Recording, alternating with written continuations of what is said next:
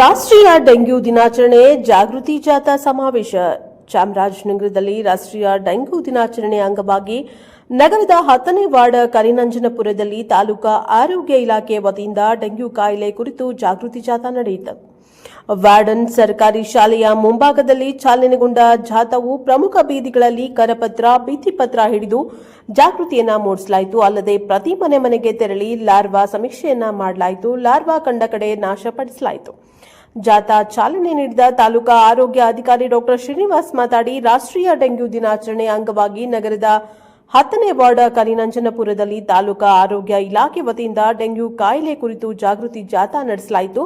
ಜೊತೆಗೆ ಲಾರ್ವಾ ಸಮೀಕ್ಷೆ ನಡೆಸಿ ಲಾರ್ವಾ ಕಂಡು ಬಂದ ಕಡೆ ನಾಶವನ್ನ ಮಾಡಲಾಯಿತು ಎಂದರು. ಮಲೇರಿಯಾ ನಿರ್ಮೂಲನಾ ಅಧಿಕಾರಿ ಕಚೇರಿಯ ಆರೋಗ್ಯ ನಿರೀಕ್ಷಣಾಧಿಕಾರಿ ನಾರಾಯಣಸ್ವಾಮಿ, ಹಿರಿಯ ಆರೋಗ್ಯ ನಿರೀಕ್ಷಣಾಧಿಕಾರಿಗಳಾದ ನವೀನ್ ಕುಮಾರ್, ಗಿರಿಜಾಶಂಕರ್, ಜಗದೀಶ್, ನಾಗರಾಜು, ಹಿರಿಯ ಆರೋಗ್ಯ ಸುರಕ್ಷತಾ ಅಧಿಕಾರಿಗಳಾದ ಸಿಡಿ ಸುನಂದ, ಭಾರತಿ, ಪುಟ್ಟದೇವಮ್ಮ, ಪ್ರಣವಿ ಹಾಗೂ ತಾಲೂಕಿನ ಎಲ್ಲ ಪ್ರಾಥಮಿಕ ಆರೋಗ್ಯ ಸುರಕ್ಷತಾ ಅಧಿಕಾರಿಗಳು, ಆಶಾ ಕಾರ್ಯಕರ್ತೆಯರು ಭಾಗವಹಿಸಿದ್ರು.